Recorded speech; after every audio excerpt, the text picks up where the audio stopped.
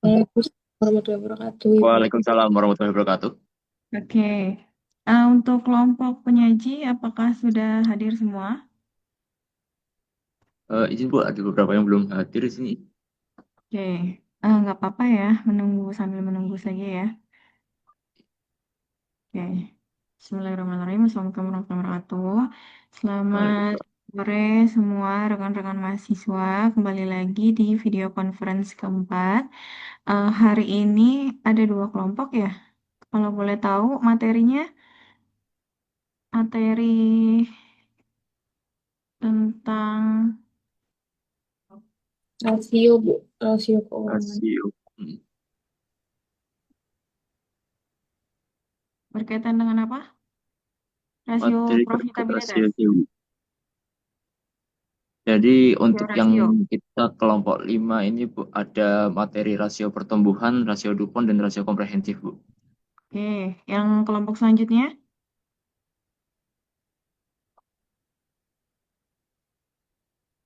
Oke, dilanjut aja ya. Oke, mungkin waktu dan layar saya persilakan untuk kelompok penyaji pertama, yaitu pembahasan berkaitan dengan rasio. Oke, dipersilahkan pada MC-nya ya. Makasih. Baik, Bismillahirrahmanirrahim. Assalamualaikum warahmatullahi wabarakatuh. Selamat sore untuk Bu Mutia Rizky serta rekan-rekan mahasiswa sekalian. Jadi kami dari kelompok 5. Dalam sesi 5 ini kami akan membahas terkait penguasaan analisis keuangan yang terkait dengan rasio pertumbuhan, rasio Dupont, dan rasio komprehensif. Mohon maaf sebelumnya Ibu, izin menyampaikan sebelum kami mulai presentasi. Jadi rekan kami atas nama Mbak Dinda Yuni Pratiwi ada terdapat kendala teknis di daerahnya di mana terdapat kendala dalam listrik dan jaringan. Jadi sampai saat kita akan mulai ini dikabarkan sepertinya tidak dapat hadir. Mbaknya sendiri Oke, sudah berkontribusi dalam pembuatan materinya.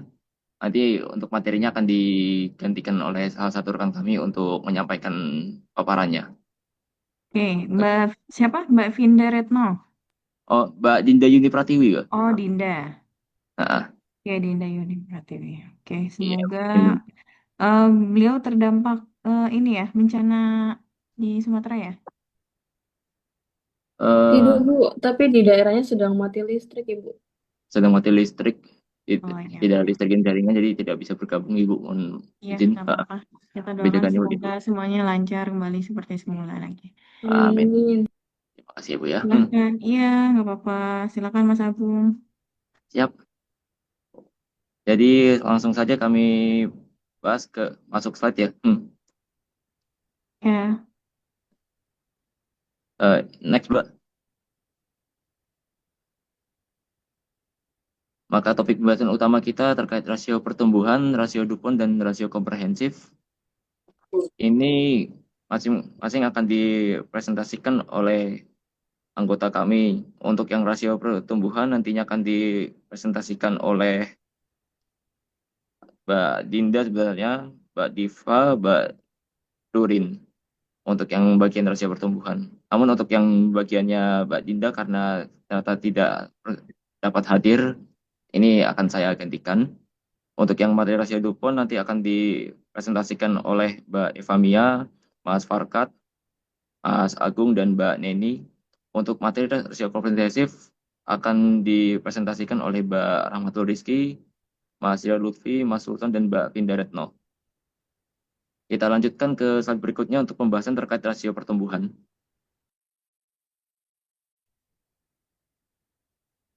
Rasio pertumbuhan berikut ada definisi pertumbuhan menurut Bapak Fahmi. Rasio mengukur seberapa besar kemampuan perusahaan dalam mempertahankan posisi di industri. Dan definisi sales growth menurut Widyodin Setiawan adalah pertumbuhan penjualan yang mencerminkan kemampuan dari waktu ke waktu. Maka dapat kita tarik kesimpulan, pertumbuhan penjualan itu sendiri menunjukkan sejauh mana perusahaan dapat meningkatkan penjualannya dibandingkan dengan total penjualan secara keseluruhan. Untuk rumusan kita bisa ke slide berikutnya. Maka dari definisi self growth atau pertumbuhan berjualan, kita dapat merumuskan rumusnya adalah sebagai berikut. Sales pada waktu T dikurangin sales pada waktu T-1 dibandingkan dengan sales T-1. Jadi bisa misalkan kita bandingkan sales tahun ini dibanding sales tahun sebelumnya dibagi dengan sales tahun sebelumnya ya. Kalau rumus yang satu lagi pertumbuhan laba bersih itu perbandingannya adalah laba tahun berjalan dibanding tahun sebelumnya. Slide berikutnya, Mbak.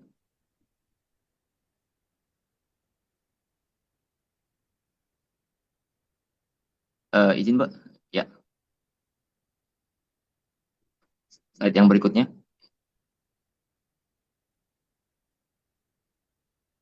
Oke, untuk yang ya itu jadi perbandingannya adalah rumus growth ini ya. Perbandingan dari pertumbuhan sekarang dibandingkan dikurangi yang sebelumnya dibagi yang sebelumnya kali 100% itu menunjukkan presentasi. Presentasi ini nanti bisa menunjukkan angka pertumbuhan plus atau pertumbuhan minus. Untuk manfaat kita akan bahas di slide berikutnya. Jadi manfaat rasio pertumbuhan ini yang pertama untuk memperhitungkan kinerja perusahaan, presentasi kenaikan penjualan, laba bersih, kenaikan utang, kenaikan aset atau kenaikan harga saham dan melihat historis kinerja perusahaan waktu ke waktu dan perbandingan kinerja antara perusahaan. Ini biasanya yang pakai investor ya.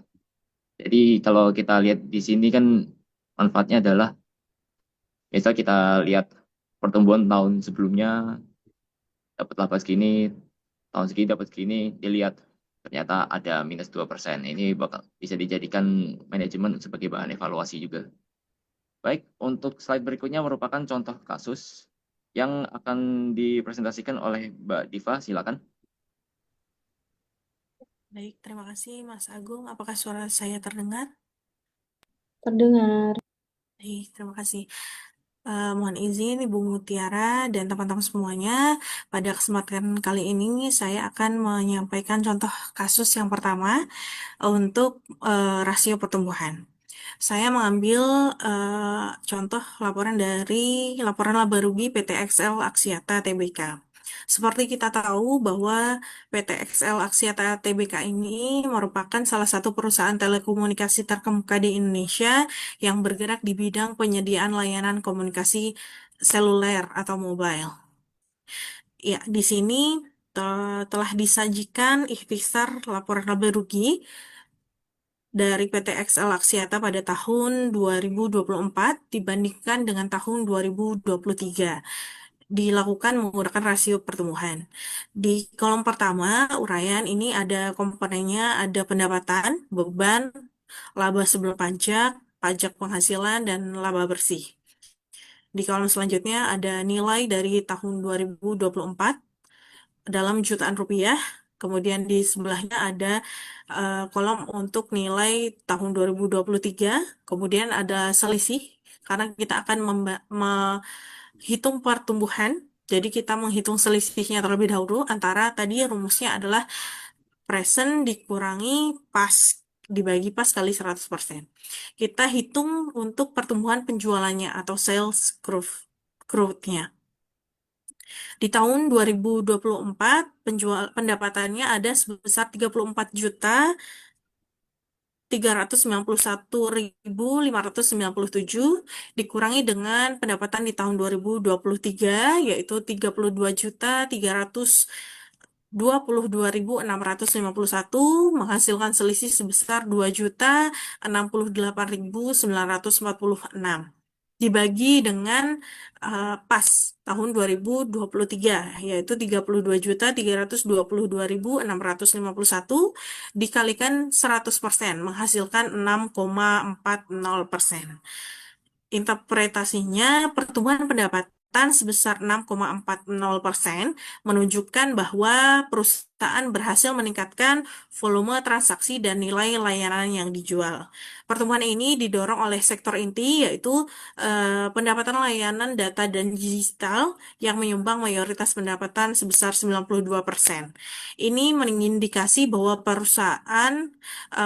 pertumbuhan penjualan perusahaan berkualitas tinggi karena didukung oleh segmen pasar yang dominan.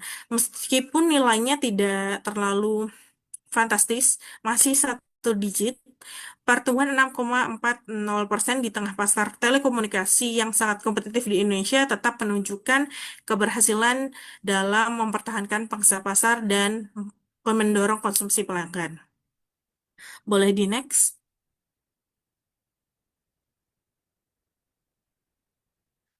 Boleh di next, Kak?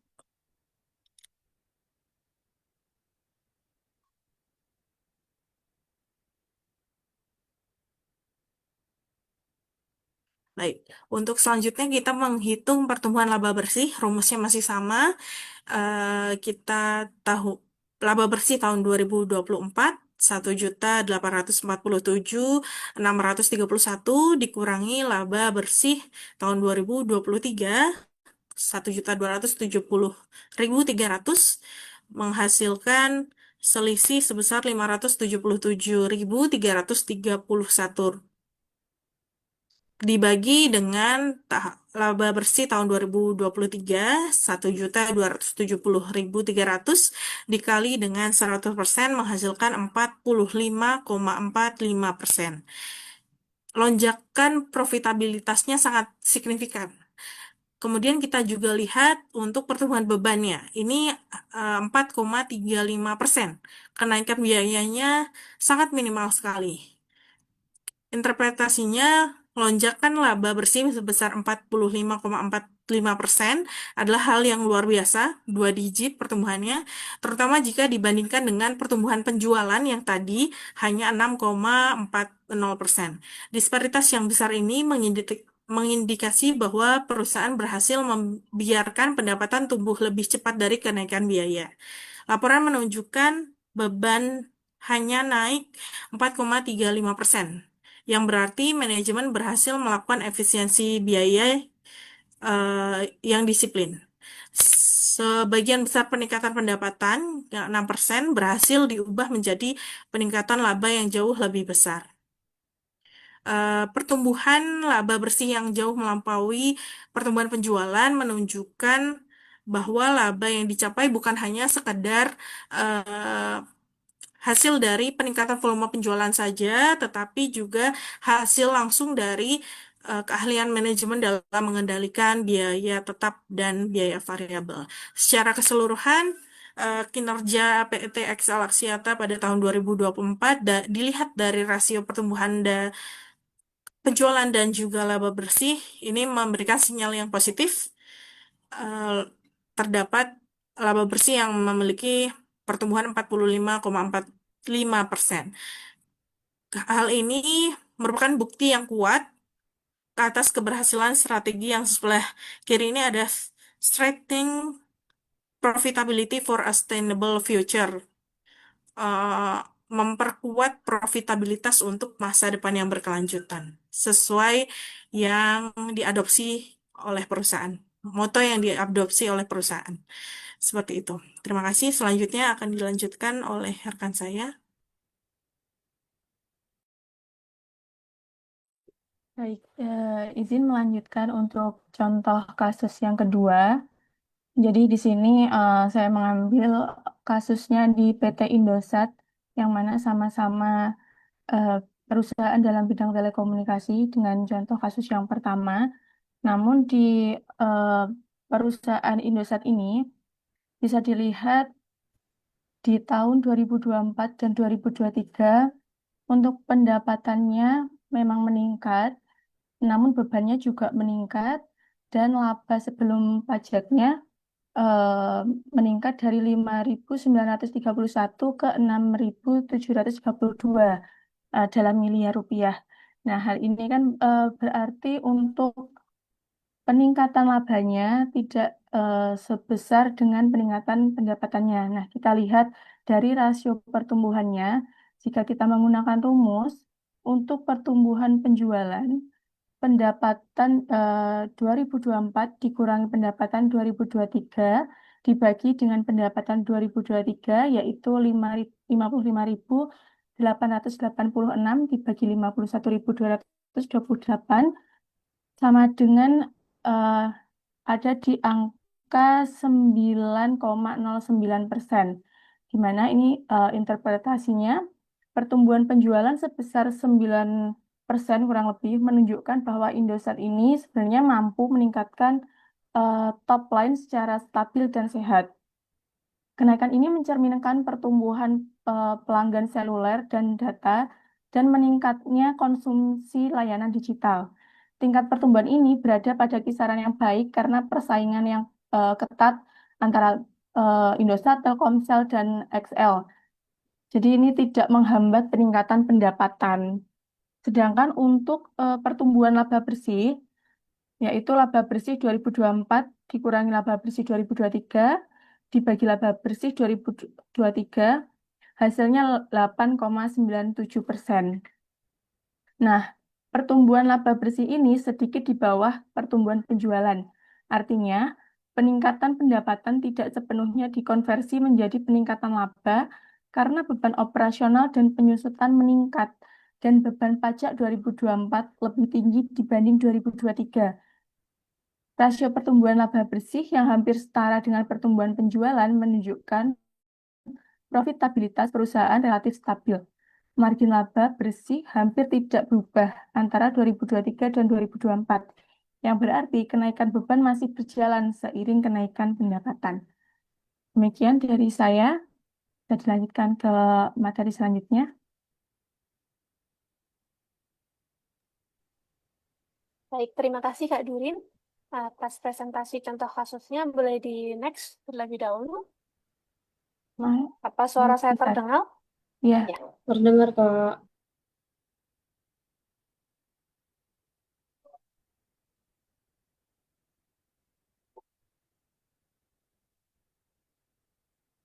Baik, di sini saya akan menjelaskan rasio selanjutnya, yaitu rasio DuPont. Rasio DuPont adalah kerangka kerja, analisa kerangka kerja, framework yang digunakan untuk menganalisis kinerja keuangan perusahaan dengan teknik memecah rasio return on equity atau ROE menjadi 3 komponen utama.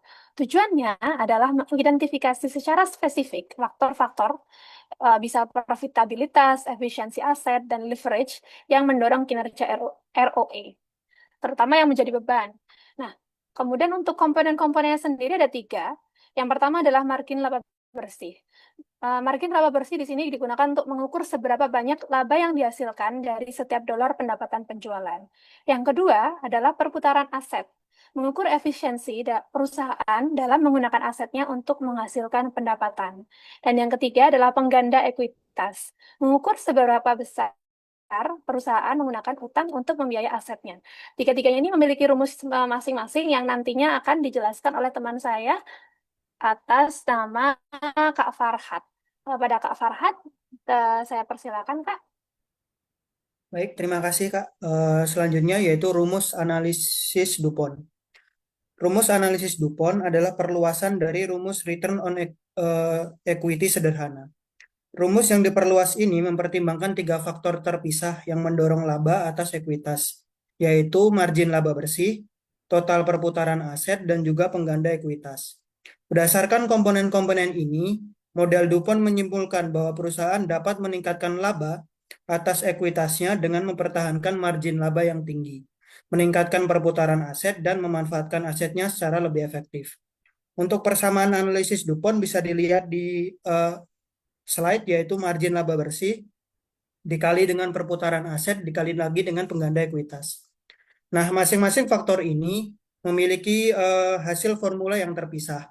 Saat kita mengganti faktor dalam persamaan analisis DuPont dengan rumus yang membentuk setiap komponen, persamaannya akan terlihat seperti yang di bagian bawah, yaitu laba bersih dibagi dengan penjualan dikali dengan penjualan dibagi total aset dikali lagi dengan total aset dibagi ekuitas. Selanjutnya manfaat analisis. Manfaat analisis ini bukan hanya dirasakan perusahaan, tetapi juga oleh pihak eksternal terkait. Nah, beberapa manfaatnya yang pertama sebagai bahan evaluasi internal perusahaan.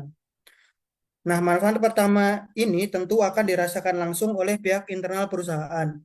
Berdasarkan hasil analisis, manajer keuangan dapat membuat identifikasi apa saja kekuatan dan kelemahan perusahaan saat ini. Dari situ, evaluasi di berbagai aspek bisa dilakukan sehingga perusahaan bisa mengambil kebijakan yang tepat sebagai upaya perbaikan kinerja di masa mendatang. Yang kedua, sebagai informasi bagi pihak eksternal untuk mengetahui efisiensi perusahaan. Dalam hal ini, pihak eksternal dapat mengandalkan indikator rasio margin laba sebagai tolak ukur. Rasio ini kerap dipakai investor maupun kreditor dalam mengukur efektivitas perusahaan untuk mengubah penjualan ke laba bersih. Yang ketiga yaitu membuat pengukuran beban utang perusahaan. Manfaat ini didapat dari indikator leverage keuangan karena rasio tersebut bisa mengukur seberapa besar beban utang perusahaan secara menyeluruh, serta membuat perbandingan dengan ekuitas maupun aset. Dari perhitungan itu akan terlihat berapa banyak aset perusahaan yang menjadi milik pemegang saham atau kreditor. Dengan mengetahui data-data tersebut, investor bisa memperkirakan berapa besar risiko struktur modal perusahaan itu sebelum memutuskan untuk berinvestasi. Selanjutnya akan dijelaskan oleh teman saya.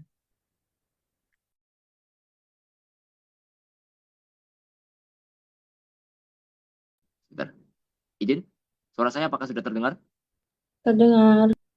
Oke, yep. Ini jadi balik saya untuk penjelasan. Kita ada contoh kasus. Pertama, kita akan menganalisis perusahaan PT Sembul Alfaria Trijaya. Mungkin kenalnya Alfamart, sebuah perusahaan retail yang ada di sekitar kita ini. Mari kita coba analisis ya untuk tahun 2024. Laporan keuangannya ini bagaimana analisis DuPont akan kita buat. Jadi kita bandingkan di sini ada margin laba bersih didapatkan nilai sebesar 2,7% dari pendapatan. Untuk rasio perputaran aset didapatkan 3,04 dan untuk leverage atau pengganda ekuitasnya didapatkan nilai 2,193. Untuk interpretasi dari hasil perhitungan ini kita lihat marginnya 2,7%. Ini kelihatannya angkanya tidak besar ya, memang agak relatif kecil. Mungkin untuk perbandingan angka besar atau kecil harus kita bandingkan dengan perusahaan yang sejenis yang akan dicontohkan pada slide berikutnya. Dan dari perhitungan ini kita lihat perputaran asetnya ini kelihatannya lumayan besar ya. Karena dari aset sebesar 38 triliun bisa dibuat pendapatan sebesar 18 triliun. 3,3 kali lebih besar lah. Tapi kita lihat lagi di sini, pengganda ekuitas yang dihasilkan dari perbandingan total aset dibanding ekuitas. Kita dapat nilai 2,19.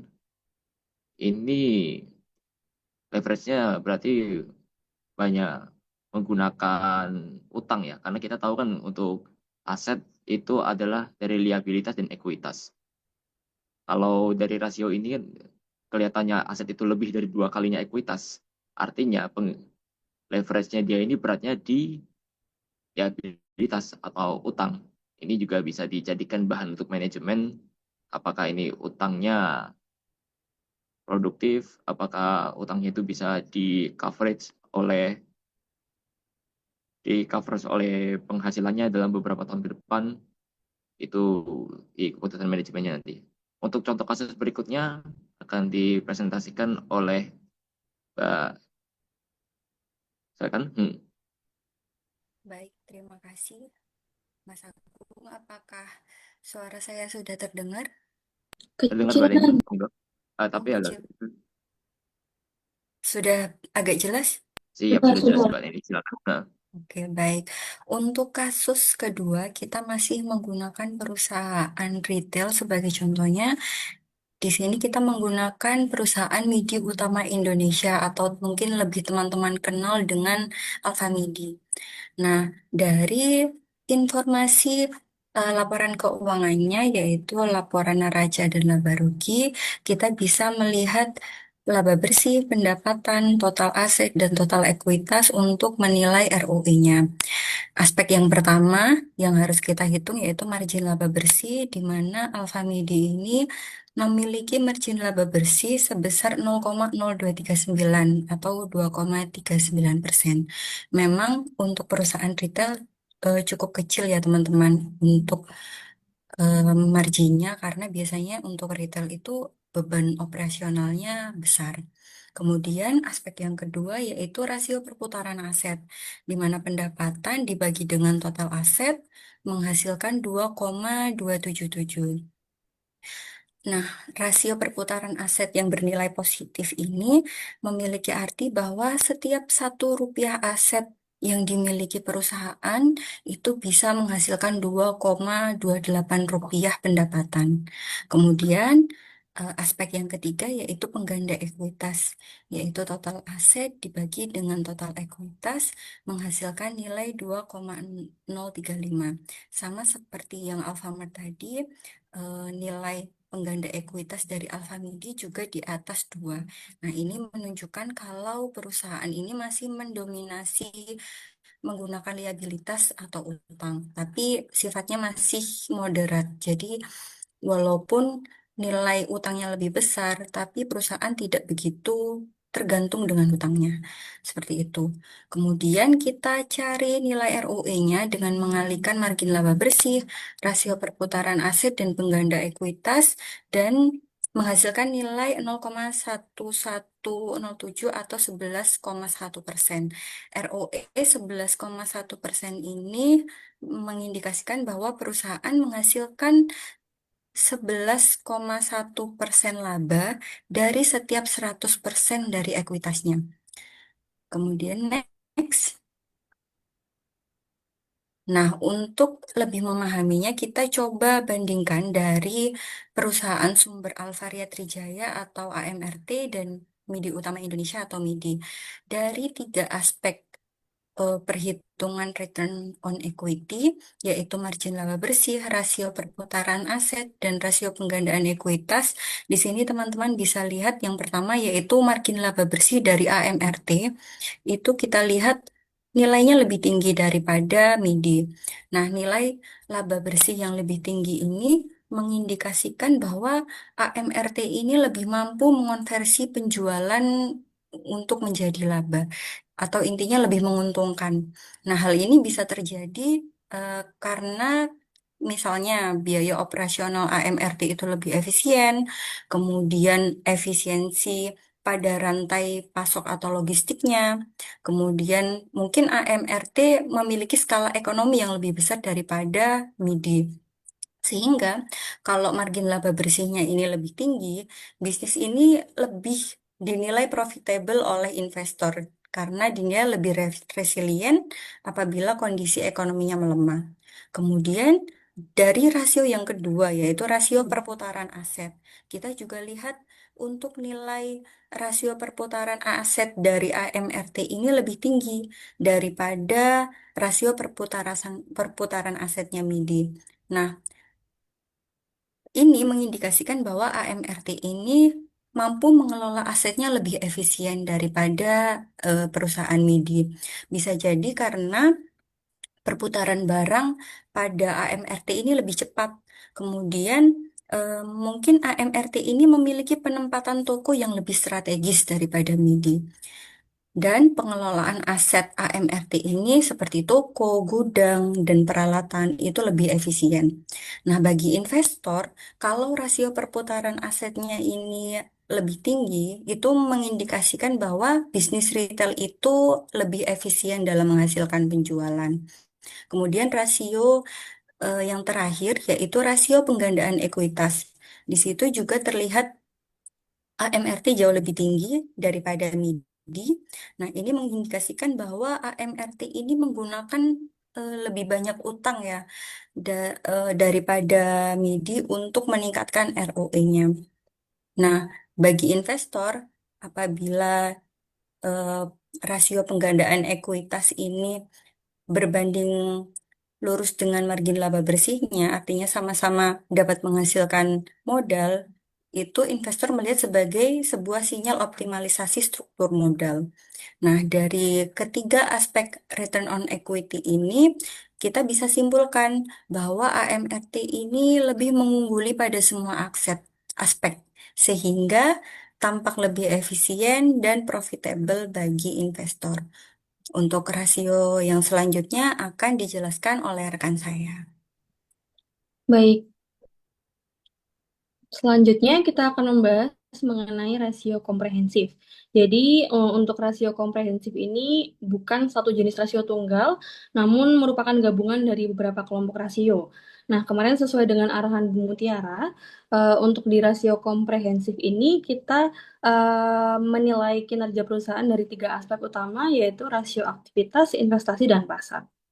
Untuk pengertiannya terlebih dahulu, untuk rasio komprehensif merupakan kelompok rasio keuangan yang memberikan gambaran menyeluruh atau secara komprehensif mengenai tiga aspek utama. Yang pertama yaitu rasio aktivitas. Jadi di sini rasio aktivitas digunakan untuk mengukur seberapa efisien perusahaan dalam menggunakan asetnya untuk menghasilkan penjualan. Misalnya perputaran persediaan atau perputaran aset.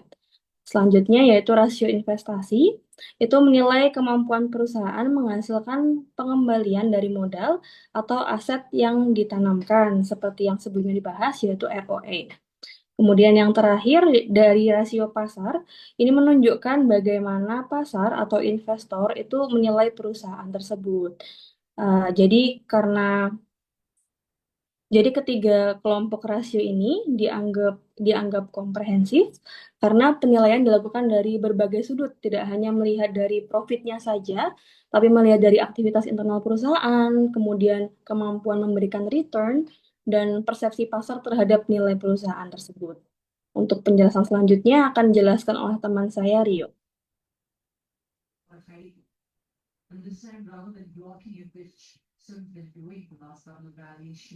Izin bisa di next slide-nya.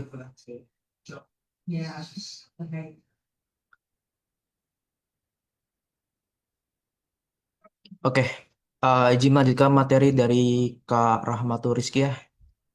Di sini saya akan melanjutkan terkait rumus dan manfaat dari rasio komprehensif. Yang pertama itu ada rasio aktivitas. Di sini ada contoh rasionya. Yang pertama ada total asset turnover atau TATO. Ini tuh digunakan untuk mengukur nih seberapa efisien perusahaan menggunakan seluruh asetnya untuk menghasilkan penjualan. Nah, rumusnya itu net sales dibagi dengan total aset. Nah, semakin tinggi nilai TATO atau total asset turnover, artinya tuh semakin efisien perusahaan menggunakan aset dan berlaku sebaliknya. Kemudian yang kedua tuh FATO atau fixed asset turnover.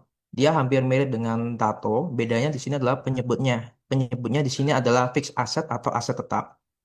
Jadi di sini dia akan menilai nih apa namanya semakin tinggi FATO perusahaan berarti perusahaan itu lebih efisien dalam menggunakan mesin atau aset tetapnya untuk menghasilkan penjualan. Yang ketiga di sini ada inventory turnover. Inventory turnover itu sendiri merupakan rasio aktivitas untuk mengukur berapa kali nih persediaan perusahaan terjual dalam satu periode. Nah, biasanya itu dalam rentang waktu 1 tahun. Nah, rumusnya adalah HPP dibagi dengan rata-rata persediaan, di mana rata-rata persediaan diperoleh dari persediaan awal ditambah dengan persediaan akhir dibagi 2. Nah, untuk persediaan awal apabila tidak diketahui di laporan keuangan, kita bisa melihat di laporan keuangan tahun sebelumnya di akhir tahun. Nah, itu di akhir tahun persediaan itu dapat digunakan untuk menilai berapa persediaan awal di tahun berjalan. Nah, semakin tinggi inventory turnover, dia menunjukkan bahwa perusahaan tuh semakin cepat menjual persediaannya, sehingga manajemen tuh stok efisiensi dari manajemen terkait stoknya tuh sangat bagus. Kemudian di sini ada receivable turnover. Dia hampir mirip dengan inventory turnover. Bedanya di sini adalah kemampuan perusahaan untuk menagih piutang dari pelanggan atau customernya. Rumusnya adalah penjualan kredit dibagi dengan rata-rata piutang, di mana rata-rata piutang diperoleh dari piutang awal ditambah dengan piutang akhir dibagi 2. Nah, apabila receivable turnover-nya semakin tinggi, artinya tuh penagihannya semakin cepat. Piutang tidak lama tertahan dan risiko gagal bayarnya rendah. Kemudian yang selanjutnya ada Day Sales Outstanding atau DSO, merupakan rasio yang menunjukkan berapa hari rata-rata perusahaan membutuhkan waktu untuk menagih piutang dari pelanggan setelah penjualan dilakukan. Nah, itu rumusnya itu 365 satu hari dalam tahun dibagi dengan receivable turnover. Atau kalau misal ada rumus lainnya, itu adalah piutang usaha dibagi dengan penjualan kredit harian. Di mana penjualan kredit harian itu tuh didapat dari penjualan kredit tahunan dibagi dengan 365. Nah, semakin kecil DSO, berarti itu penagihan itu semakin cepat, arus kasnya baik, dan risiko gagal bayarnya rendah. Kemudian ada lagi yang namanya Days Inventory Outstanding. Nah, ini tuh rasio aktivitas yang digunakan untuk mengukur berapa hari rata-rata persediaan tuh disimpan sebelum nantinya akan dijual. Nah, ini rasio ini juga menunjukkan terkait efisiensi perusahaan dalam mengelola persediaannya. Rumusnya adalah 365 dibagi dengan inventory turnover atau rata-rata persediaan dibagi dengan HPP dikali dengan 365. Dia sama seperti DSO, semakin rendah DIO, semakin cepat perusahaan menjual persediaannya dan berlaku sebaliknya. Next. Yang berikutnya kita akan membahas terkait rasio investasi. Yang pertama di sini adalah ROA atau Return on Asset, merupakan rasio yang digunakan untuk mengukur kemampuan perusahaan menghasilkan laba dari seluruh aset yang dimilikinya. Rumusnya adalah laba bersih dibagi dengan total aset dikali dengan 100%. Nah, semakin tinggi ROA ini, semakin baik perusahaan menggunakan asetnya untuk memperoleh keuntungan dan berlaku sebaliknya. Yang kedua, di sini ada ROE atau Return on Equity, merupakan rasio yang digunakan untuk mengukur nih seberapa besar laba yang dihasilkan perusahaan dari modal yang ditanamkan oleh pemegang sahamnya. Nah, rumusnya adalah laba bersih dibagi dengan total ekuitas dikalikan dengan 100%. Semakin tinggi ROE berarti semakin tinggi profit yang diterima oleh pemegang saham dan berlaku juga sebaliknya. Yang ketiga, di sini ada return on investment atau ROI, merupakan rasio yang digunakan untuk mengukur seberapa besar tingkat pengembalian yang diperoleh dari suatu investasi dibandingkan dengan biayanya. Rumusnya adalah laba bersih dibagi dengan total investasi dikali dengan 100%. Nah, semakin tinggi ROI berarti semakin efisien investasi itu. Yang terakhir di sini ada Return on Invested Capital atau ROIC, yang merupakan rasio yang digunakan untuk mengukur nih seberapa baik perusahaan menghasilkan laba dari modalnya atau invested capital yang benar-benar digunakan dalam operasi. Rumusnya adalah NOPAT dibagi dengan modal yang diinvestasikan. NOPAT sendiri merupakan net operating after tax atau laba operasi setelah pajaknya. Sementara modal yang diinvestasikan atau invested capital itu didapat dari total debt ditambah total equity dikurangi non-operating asset atau operating asset dikurangi operating liabilities dikalikan dengan 100%. Nah, semakin tinggi ROIC-nya, semakin efisien perusahaan menggunakan modal tambahan tersebut. Next. Nah, yang terakhir ini adalah rasio pasar atau market ratio. Nah, di contoh rasionya ini ada PER atau price to earning ratio atau biasa juga disebut dengan PE ratio, bebas memanggilnya, merupakan rasio yang digunakan untuk mengukur nih berapa besar harga yang harus dibayar investor atas setiap rupiah laba dari perusahaan. Nah, rumusnya adalah harga saham dibagi dengan earning per share-nya atau EPS-nya. Harga sahamnya itu dapat kita lihat dari harga di closing price-nya atau harga market price-nya. Sementara untuk yang earning per share itu diperoleh dari laba bersih dibagi dengan dividen preferen dibagi dengan jumlah saham yang beredar. Nah, semakin tinggi PE ratio ini artinya tuh investor bersedia nih membayar lebih kepada suatu saham karena ekspektasi pertumbuhannya tinggi, perusahaan dianggap stabil. Berkebalikan, kalau semakin rendah PI dapat berarti saham itu undervalue atau harga yang murah atau kondisi perusahaan di mana labanya sedang menurun sehingga investor cenderung pesimis. Kemudian ada PBV atau price to book value, merupakan rasio yang digunakan untuk membandingkan harga pasar saham dengan nilai buku perusahaannya. Nah, rumusnya adalah harga saham dibagi dengan book value per share atau nilai buku per sahamnya, di mana diperoleh dari total ekuitas dibagi dengan jumlah saham yang beredar. Nah, normalnya apabila PBV-nya itu lebih dari 1, harga saham itu dianggap premium atau lebih tinggi daripada nilai bukunya. Kemudian di sini ada dividend yield, merupakan rasio yang digunakan untuk menunjukkan nih tingkat pengembalian dividen yang diterima oleh investor terhadap harga saham yang dibelinya. Rumusnya adalah dividen per saham dibagi dengan harga saham dikali dengan 100%, di mana dividen per saham diperoleh dari total dividen dibagi dengan jumlah saham yang beredar. Nah, semakin tinggi dividen yield, maka saham akan memberikan pendapatan dividen lebih besar. Biasanya ditemukan pada perusahaan-perusahaan yang sudah mature atau sudah stabil. Nah, yang terakhir di sini ada market to book ratio. Nah, market to book ratio sama PBV itu dasarnya hampir sama. Tapi untuk yang market to book ratio ini digunakan dalam skala yang lebih luas, skala internasional. Nah, rasio ini tuh menunjukkan seberapa besar pasar menghargai perusahaan dibandingkan dengan nilai bukunya yang dicatat di laporan keuangan. Rumusnya adalah market value per share dibagi dengan book value per share, di mana market value per share diperoleh dari harga saham dikali jumlah saham beredar, sementara book value per share diperoleh dari total aset dikurangi total liabilitas. Nah, jika market to book ratio lebih dari 1, market atau pasar akan menilai perusahaan itu lebih tinggi daripada nilai bukunya. Prospek pertumbuhan akan menjadi lebih tinggi. Next, kita bisa. Oke, untuk yang manfaat rasio komprehensif, di sini kurang lebih ada 4 ya. Yang pertama tuh untuk memberikan gambaran menyeluruh terkait kondisi keuangan perusahaan, baik dari sisi efisiensi operasi, pengembalian investasi, dan penilaian pasar. Yang kedua akan membantu manajemen mengevaluasi penggunaan aset, efektivitas investasi, serta posisi perusahaan di pasar. Yang ketiga, memudahkan investor untuk menilai prospek resiko dan nilai wajah perusahaan. Yang terakhir, mendukung pengembalian keputusan strategis karena analisis mencakup aspek operasional, finansial, dan pasar sekaligus. Selanjutnya akan dijelaskan oleh Kak Sultan. Oke, lanjut ke studi kasus. Pada studi kasus pertama ini, kita menggunakan data perusahaan yaitu PT Bank Sentral Asia Tbk atau BCA. Kami di sini menggunakan data keuangan audit tahun 2004. Sebagai mana diketahui bahwa data keuangan itu banyak, telah diringkas data utama atau konsolidasian yang akan digunakan dalam menganalisis rasio komprehensif perusahaan PT Bank BCA. Yang dibutuhkan untuk menganalisis tersebut yaitu yang pertama adalah total aset, total ekuitas yang diambil dari laporan keuangan. Yang selanjutnya adalah ada pendapatan operasional dan laba bersih diambil dari data laporan laba rugi. Yang selanjutnya yaitu harga saham yang diambil dari data pasar, posisinya yaitu pada akhir tahun 2024.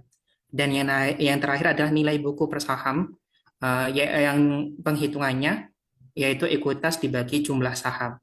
Untuk nilainya sendiri sesuai dengan data yang ditampilkan pada layar. Langsung saja pada penghitungannya. Slide berikutnya. Untuk penghitungan dan analisis rasio komprehensif. Untuk yang pertama, pada rasio aktivitas, di sini saya menggunakan rasio yaitu total asset turnover. Untuk penghitungannya sendiri, rumusnya yaitu net sales dibagi total assets, di mana nilainya yaitu 108,3 triliun dibagi dengan 1.449,3 triliun, diketahui hasilnya yaitu 0,075. Nilai 0,075 ini menunjukkan efisiensi aset stabil. Pembandingan ini adalah pembandingan untuk perusahaan jenis, yaitu yang bergerak di bidang jasa keuangan. Identifikasinya menunjukkan bahwa kemampuan aset bank untuk menghasilkan pendapatan pada tingkat konsisten. Manajemen berhasil menjaga ribuan triliun asetnya agar tetap produktif menghasilkan pendapatan dan minimalkan aset yang menganggur. Lanjut ke yang kedua, yaitu rasio investasi. Di sini saya menggunakan rasio yaitu return on equity atau ROE, di mana rumusnya itu laba bersih dibagi dengan total ekuitas. Nilainya itu 54,84 triliun dibagi dengan 262,8 triliun. Hasilnya yaitu jika dipersenkan, yaitu angkanya adalah 20,9%. Ini menunjukkan BCA pada kategori profitabilitas superior. Artinya, manajemen sangat efektif. Untuk setiap nilai 100 rupiah modal yang ditanamkan oleh pemegang saham, perusahaan mampu menghasilkan 20,9 laba bersih. Ini menunjukkan kekuatan kompetitif yang kuat dan manajemen dana yang sangat efisien. Lanjut pada rasio yang ketiga, yaitu rasio pasar. Di sini saya menggunakan rasio yaitu price to book value atau PBV. Langsung saja ke rumusnya, yaitu harga saham dibagi nilai buku per saham, di mana penghitungannya yaitu 9.675 lembar saham dibagi dengan 2.132 lembar saham. Nilainya yaitu 4,5. Ini mengartikan bahwa BCA memiliki valuasi premium di pasar. Artinya, investor bersedia membayar 4, kali lipat dari nilai aset bersih perusahaan atau nilai bukunya. Premium ini mencerminkan tingginya kepercayaan investor dan ekspektasi pertumbuhan laba yang sangat besar di masa depan, yang tidak hanya didasarkan pada aset fisik, tetapi juga nilai tak berwujud seperti merek dan prospek bisnis ke depannya. Untuk secara keseluruhan dari analisis komprehensifnya, menegaskan bahwa BCA berada dalam kondisi keuangan yang sangat sehat, efisien, dan sangat disukai oleh pasar. Dengan manajemen yang sangat disiplin, BCA berhasil menjaga seluruh asetnya tetap produktif. Kinerja ini menghasilkan laba yang sangat besar, mencapai 20,9% bagi para pemegang saham, menempatkan BCA di jajaran bank paling menguntungkan. Oleh karena itu, pasar melihat BCA sebagai saham premium, di mana investor rela membayar mahal karena yakin bank ini akan terus tumbuh pesat mempertahankan dominasinya di masa depan. Nantinya ini akan dibandingkan dengan studi kasus di perusahaan yang sejenis di bagian kedua. Untuk selanjutnya bisa diteruskan oleh Kak Vinda. Baik, terima kasih Kak Sultan. Selanjutnya untuk studi kasus kedua, kita pakai dari perusahaan Bank Rakyat Indonesia atau BRI untuk laporan keuangan tahun 2024. Dan berikut adalah ringkasan data utama pos-pos laporan keuangan yang digunakan dalam analisis rasio komprehensif, yaitu adalah ada total aset, ada laba bersih, ada total ekuitas, pendapatan operasional, laba per saham atau EPS, distribusi dividen, dan juga jumlah saham. Boleh selanjutnya, Kak? Baik, ini tadi rumusnya sama ya. Cuman ada beberapa tambahan. Untuk rasio aktivitas, saya juga menggunakan total asset turnover. Untuk BRI sendiri berada di angka 0,1. 0,1 ini nilainya wajar ya untuk industri perbankan, karena memang memiliki basis aset yang sangat besar, terutama memang BRI itu termasuk pemilik aset terbesar ya di Indonesia untuk di jasa keuangan. Hal ini menunjukkan bahwa setiap 1 rupiah aset menghasilkan pendapatan sekitar 0,1 rupiah, menunjukkan efisiensi penggunaan aset yang masih bisa ditingkatkan lagi. Selanjutnya untuk rasio investasi, ada return on equity, ROE, untuk Bank BRI sendiri berada di angka 18,77%. Nah, ROE di angka 18% ini tergolong sangat tinggi ya, karena rata-rata untuk di industri perbankan itu di angka 10-12%, menunjukkan kemampuan yang sangat baik dalam memberikan return kepada pemegang saham, dan pada level ini juga menunjukkan bahwa bank itu adalah investasi yang menguntungkan dan memiliki profitabilitas yang kuat, sehingga dapat menarik investor. Selanjutnya ada return on asset, ROA, yaitu laba bersih dibanding dengan total aset. Untuk Bank BRI sendiri berada di angka 3%. Angka 3% ini tergolong baik ya, untuk industri perbankan itu sekitar 1-2% rata-ratanya. Berarti ini menunjukkan untuk Bank BRI ini efisiensi operasionalnya yang tinggi dalam mengelola aset menjadi laba, mengindikasikan kondisi keuangan yang sehat dan kinerja manajemen yang efektif. Lalu untuk price to book value, di sini harga sahamnya kami menggunakan harga saham penutupan pada akhir tahun 2024. Untuk Bank BRI sendiri harga sahamnya di angka 4.080, dan untuk price to book value-nya sendiri di angka 1,94. Nah, PBV-nya ini lebih dari 1 menunjukkan nilai yang positif dari pasar ya. Mengindikasikan pasar melihat prospek bank tersebut baik dan mampu menghasilkan keuntungan lebih. Selanjutnya untuk price to earning ratio. Nah, ini harga saham dibanding dengan EPS. EPS-nya sendiri diketahui di angka 399. Jadi untuk PIR-nya itu di angka 10,22 untuk Bank BRI. Nah, 10,22 ini artinya investor bersedia membayar sebesar 10,22 untuk setiap Rp1 laba bersih yang dihasilkan oleh perusahaan. Nah, nilai 10,22 ini sebenarnya tergolong wajar, cenderung murah ya. Karena untuk rata-rata industri itu seringkali PIR-nya itu di angka 12 sampai 15. Nah, ini menjadi untuk pertimbangan juga untuk investor. Jadi kesimpulan untuk Bank BRI ini masih di dalam kondisi yang sehat, tumbuh stabil dan memberikan nilai signifikan bagi investor karena profitabilitasnya yang cukup tinggi, pendapatan bunga dan aktivitas operasionalnya yang kuat dan modal yang kuat. Boleh selanjutnya? Nah, ini ada perbandingan antara Bank BCA dan Bank BRI ya dari segi analisis rasio komprehensifnya. Dari harga saham akhir tahun dapat dilihat Bank BCA itu dengan dibanding Bank BRI harga sahamnya 2 kali lebih besar dari BRI ya. Memang Bank BCA ini terhitung premium untuk harga sahamnya. Lalu untuk total aset Bank BCA sebesar 1.449 triliun dan Bank BRI sebesar 1.993 triliun. BRI unggul dalam ukuran aset yang tadi saya bilang ya terbesar di Indonesia. Dan untuk laba bersih sendiri BCA sebesar 54 triliun dan BRI 60 triliun. BRI mencetak nominal laba lebih besar daripada BCA.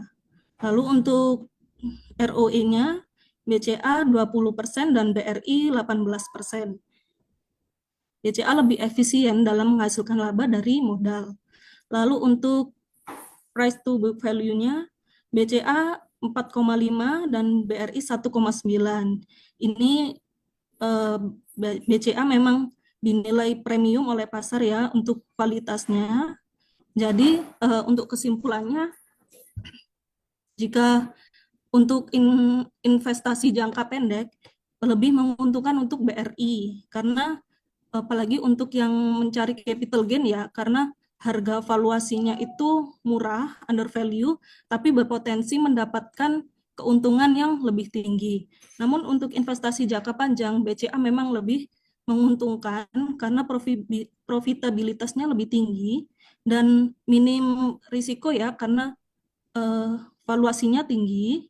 Jadi kepercayaan terhadap BCA ini memang tinggi dan terbukti dari track record-nya. Begitu akhir presentasi dari kelompok kami. Terima kasih, saya kembalikan ke moderator. Baik, terima kasih Mbak Binda. Setelah kami presentasikan materi dari rasio-rasio untuk memperkuat kita dalam melaksanakan analisis laporan keuangan.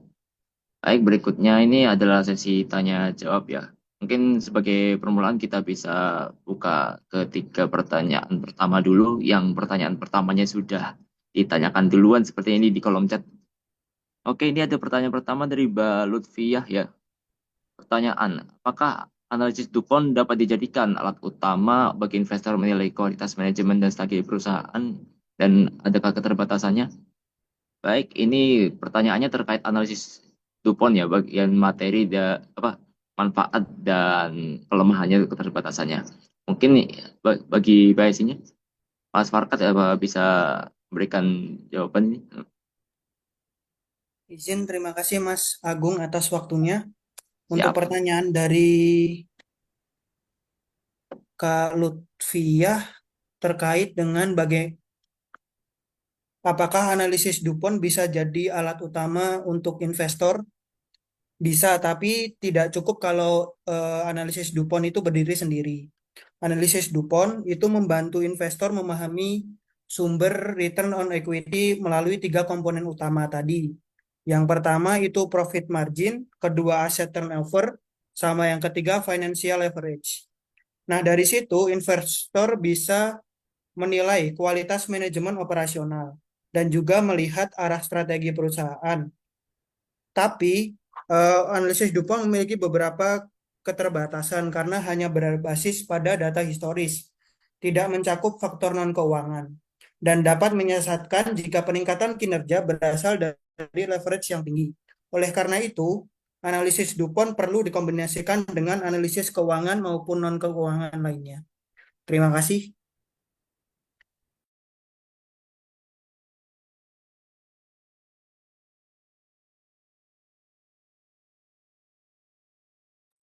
Izin Mas Agung belum on mic. Ya, siap. Terima kasih ya Mas Farkat atas jawabannya. Begitu Mbak Lutfi, apakah sudah pas? Oh ya, siap. Terima kasih ya. Untuk pertanyaan kedua dari Mbak Erni Yupitasari, dalam analisis rasio komprehensif, cara menentukan rasio yang mana yang jadi prioritas utama di analisis terlebih dahulu. Baik, mungkin rekan-rekan sekalian ada yang mau menjawab yang bagiannya rasio komprehensif. Izin. Ya, silakan. Oke, tadi ada pertanyaan ya dari Kak Erni terkait bagaimana cara menentukan rasio mana yang menjadi prioritas utama untuk dianalisis terlebih dahulu. Nah, untuk menentukannya tuh kita perlu mencari terlebih dahulu nih, tujuan analisis kita tuh terlebih dahulu itu untuk apa. Kalau misal tujuan analisis kita digunakan untuk menilai profitabilitas dari suatu perusahaan, nanti kita bisa mencari nih dari GPM, OPM, RO atau RO-nya. Tapi kalau misal kita tujuan analisis kita digunakan untuk mencari risiko keuangan, kita bisa melihat dari DAR atau DER-nya. Tapi kemudian kalau misalnya kita tujuan analisis untuk mencari valuasi, kita tuh bisa mulai dari PER-nya, dividend yield-nya, PBV-nya, atau IPS. Jadi yang pertama tuh tentukan dulu tujuan analisisnya terlebih dahulu itu apa. Yang kedua tuh kita lihat dulu kondisi atau permasalahan utama di perusahaan. Apakah perusahaannya mengalami cash flow yang seret? Berarti kan analisisnya kita prioritasnya tuh rasio yang likuiditas atau terkait kasnya. Kemudian apa yang kedua, apakah perusahaan memiliki banyak utang? Artinya kan dalam jangka panjang tuh jangka panjangnya bagaimana? Nah, itu kita bisa menggunakan analisis yang solvabilitas. Kemudian kalau misal apabila labanya menurun, kita bisa melihat lagi nih rasio profitabilitasnya. Kemudian kalau misal terkait penjualan yang stagnan, kita bisa melihat dari rasio aktivitasnya.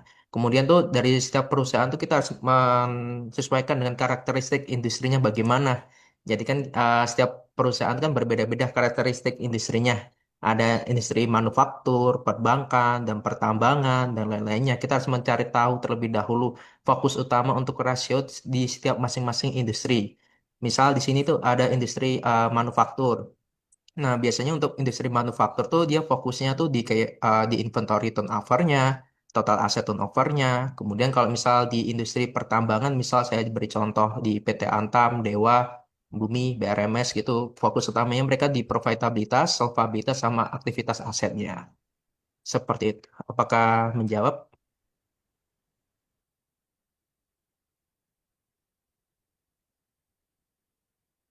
Oke, sama-sama Kak. Saya kembalikan ke moderator. Baik, Mas. Terima kasih ya. Ini, oke, hari ini kita punya 4 pertanyaan ternyata. Pertanyaan nomor 3, sebentar. Ya. Pertanyaan nomor 3 dari Mbak Zaki Anissa ya.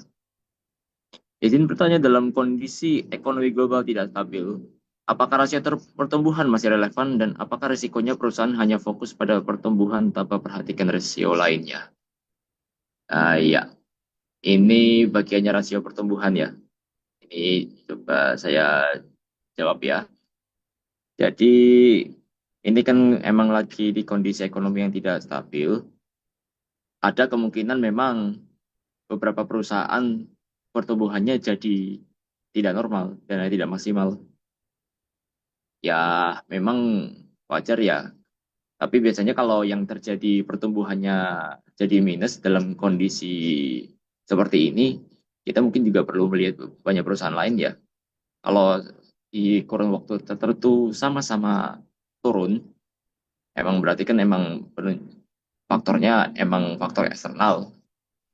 Jadi untuk proses bisnis dari perusahaan yang sejenis emang pada turun semua, ya mau gimana lagi, emang. Jadi ada beberapa kasus di mana standarnya mungkin perlu diturunkan ya. Yang biasanya kita pengen target tumbuh kisaran 5-6%, jadi terpaksanya tumbuh 2% aja syukur. Jadi ya emang rasio pertumbuhan ini masih relevan, di situ juga masih relevan. Karena kita juga bisa ngelihat di dalam kondisi yang tidak stabil ini perusahaan mana yang somehow pertumbuhannya masih kuat. Kalau yang lain tumbang, ini satu perusahaan A misalnya kuat sendiri, berarti ya kan kita perlu evaluasi tambahan. Kok bisa dia kuat sendiri kan? Siapa tahu ada effort tambahan yang ekstra di situ yang membuat perusahaannya kuat. Ya mungkin ya emang faktor cakupan ekonominya bisa lebih luas, ya bisa ngaruh juga. Nah, terus pertanyaan berikutnya, apakah ada resiko jika perusahaan hanya fokus pada pertumbuhan tanpa memperhatikan risiko lainnya? Ya, fokus pertumbuhan ini penting ya, tapi memang ada resiko kalau cuma pertumbuhan. Rasio-rasio yang kita pelajari ini juga dipentingkan karena ya ada kemungkinan dari pertumbuhan itu kalau misalnya kita coba bandingkan di rasio lain, coba kita contohin di DuPont tadi ya. Kita kelihatannya tumbuh, tapi ternyata waktu dilihat tumbuhnya ini dipaksa gara-gara karena nambah utang. Dipaksa tumbuh gitu ya, padahal mungkin nggak sehat. Padahal bisa jadi kalau nanti dipaksa dipaksa seperti itu, padahal penghasilannya kurang nutup, apalagi ekonominya sulit. Diperkirakan yang misalnya ada penjualan yang belinya sedikit, ini bisa bahaya di ke depan, itu resiko ya. Cash flow negatif juga bisa ngaruh, karena kan pertumbuhan nggak mesti uang masuk ya. Pokoknya ya memang kalau dipaksa tumbuh secara kertas kelihatannya bagus, tapi bisa bahaya kalau misalnya rasio lain ini nggak dibuat sehat gitu ya. Baik, apakah ada tambahan mungkin? Mbak Zakia bagaimana?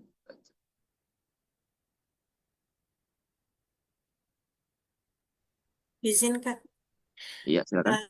Saya setuju dengan Mas Agung bahwa memang eh, rasio pertumbuhan ini masih relevan untuk digunakan. Jadi rasio pertumbuhan ini kan menilai apakah perusahaan itu bertumbuh, stagnan, atau bahkan menurun seperti itu. Betul. Nah, Namun penggunaannya itu juga harus didampingi dengan rasio-rasio lainnya seperti misalnya rasio likuiditas, solvabilitas, dan lain sebagainya. Misalkan pertumbuhan penjualan naik sebenarnya, cuman kita lihat dulu penjualannya apakah semua tunai atau bahkan lebih banyak kredit misalnya. Itu kan akan berpengaruh pada eh sebenarnya kalau kredit berarti kan kalau kredit semua berarti nggak ada kas yang masuk ke kita. betul. Nah, itu Nah, juga perlu dipertimbangkan juga. Jadi ya selain makanya menggunakan rasio pertumbuhan juga digunakan juga rasio-rasio yang lainnya. Seperti itu. Terima iya kasih. betul berarti Pak. Jadi emang kita harus tetap menjaga semua rasio lain ini dalam posisi yang sehat. Jangan ya fokus tumbuh ternyata yang lain sakit semua, ya bahaya juga di 2-3 tahun ke depan mungkin ya. Oke, baik. Untuk pertanyaan berikutnya lagi, ini kelihatannya pertanyaan terakhir ya. Pertanyaan keempat. Dari analisis rasio keuangan yang dipaparkan, BBRI cukup dibandingkan dengan bank lain. Tapi secara harga saham justru ada penurunan tajam dari harga 4.000. Kenapa ya? Apakah rasio keuangan yang bagus belum cukup untuk menopang harga saham BBRI di pasar saham? Nah, ini bagiannya BBRI ini ya. Silakan Mbak Vinda ini ya. Iya, baik. Izin menjawab pertanyaan dari Mbak Ajeng ya.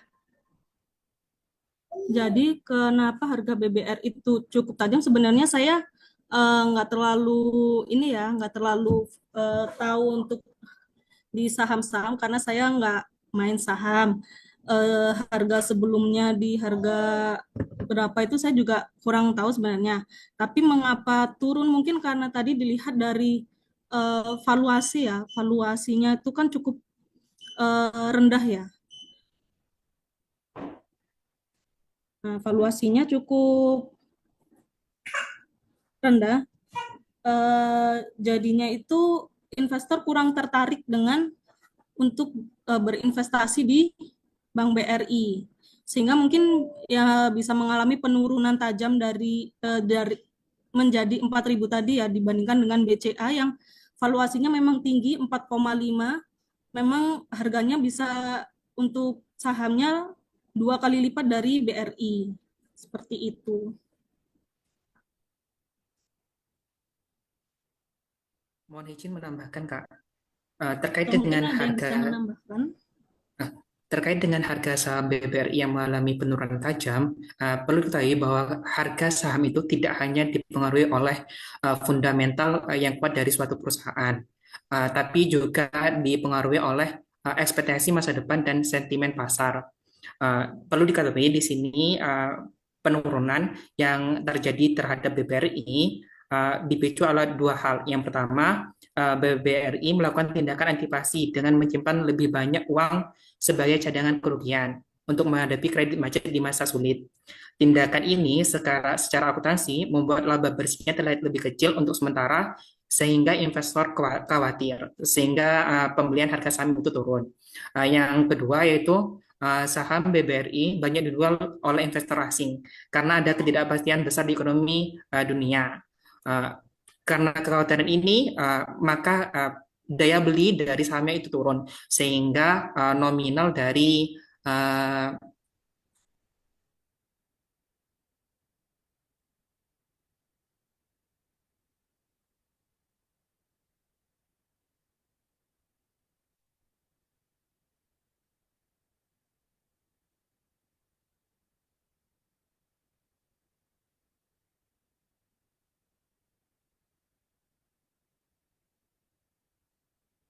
Oke, sudah semua ya, rekan-rekan ya?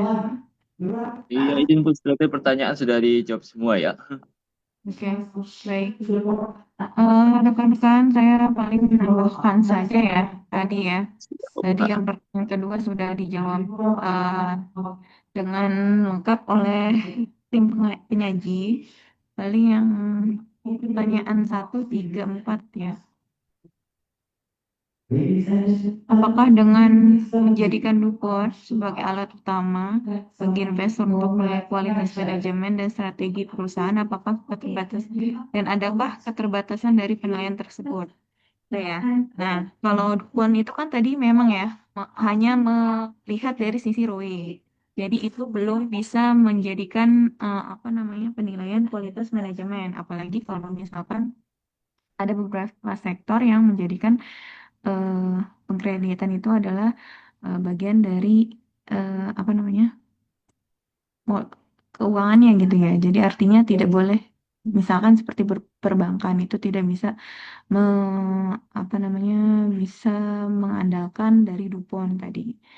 Terus eh, paling paling idealnya itu DuPont digunakan bersamaan dengan analisis arus kas, terus analisis struktur modal dan rasio, competitive advantage atau MUAT, terus manajemen dan tata kelola atau GCG dan valuasi. Ya, terus yang ketiga, dalam kondisi ekonomi yang global, apakah pertumbuhan masih relevan dan apa risiko jika perusahaan hanya fokus pada pertumbuhan tanpa memperhatikan rasio lainnya? Oke. Ya, kalau misalkan rasio pertumbuhan itu masih relevan ya, sangat relevan. Tapi apakah bisa berdiri sendiri? Ya tidak, gitu ya. Karena dalam kondisi global yang tidak stabil, harus memikirkan beberapa rasio lainnya ya, seperti yang sudah dijelaskan oleh tim penyaji ya, banyak ya, ada profitabilitas, ada leverage, likuiditas, arus kas, terus efisiensi itu juga harus dipertimbangkan gitu.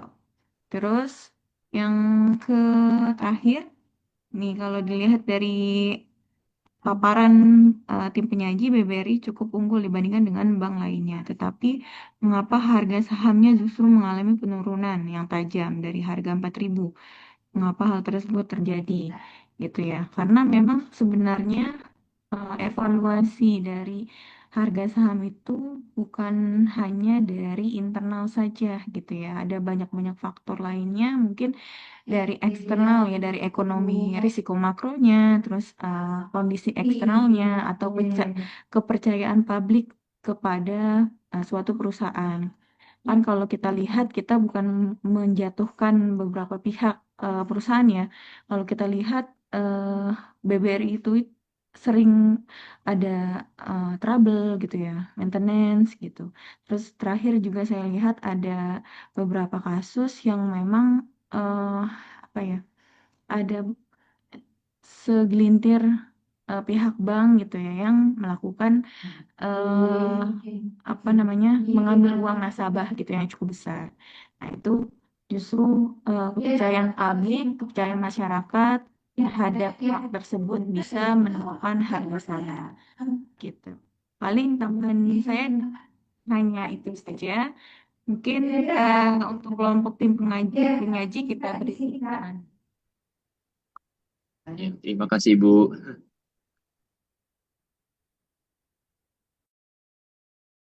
Oke.